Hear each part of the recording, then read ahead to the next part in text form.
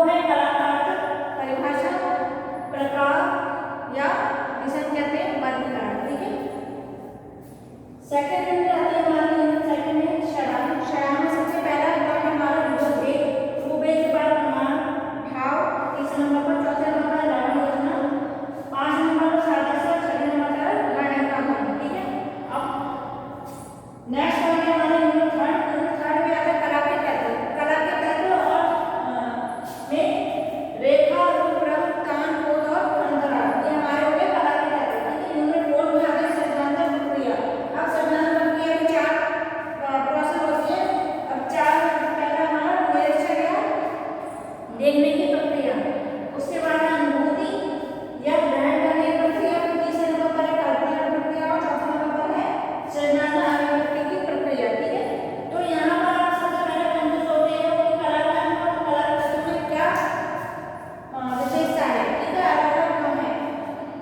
यहाँ पर कला के अंग की बात कर रहे हैं, कला के तत्व। कला के तत्व जो है बहुत ज्यादा इंपॉर्टेंट होते हैं। कला के तत्व के बिना आप किसी भी प्रकार की कला का निर्माण नहीं कर सकते हो। ठीक है, ये सबसे ज्यादा इंपॉर्टेंट होते हैं कला के तत्व। इनके अभाव में जैसे कोई भी पॉइंट रखे हो या रेखा भी खींच रहे हो, ठीक है, या आपने कोई और आकार भी लिया, तो सबसे पहले क्या है, रेखा का प्रयोग किया जा रहा है। ठीक है, आप हमारा जो रूपभेद है ना, ये बाद में आता है। ठीक है, ये हमारा कैसे संबंधित है, शास्त्रीय कला से संबंधित है। इसके अभाव में आप कला का निर्माण कर सकते हो, पर वो सौंदर्यपूर्ण नहीं होगी, किंतु इसके कला के तत्व के अभाव में आप कला का निर्माण कर ही नहीं सकते हैं। ठीक है, तो सबसे इम्पोर्टेंट हमारा क्या है, कला के तत्व, रेखा, रंग, रूप, तान, पोत और अंतराल। ठीक है, उसके बाद हमारा जो शरण आता है वो हमारा उसमें सौंदर्य की उत्पत्ति करता है। ठीक है, सौंदर्य किससे आता है, हमारा शरण के द्वारा। और कला के तत्व के बिना हम किसी भी प्रकार की कला का निर्माण नहीं कर सकते हैं। ठीक है,